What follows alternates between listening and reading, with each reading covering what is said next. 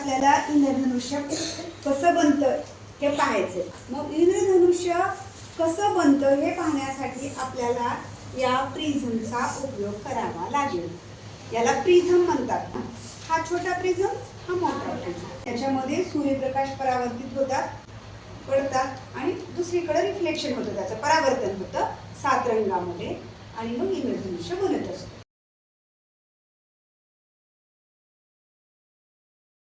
इंद्रधनुष्य बनायला काय काय लागते? हा छान प्रश्न आहे हिचा निरंजनाचा. बघा, एक पावसाचे थेंब आणि सूर्याची किरण.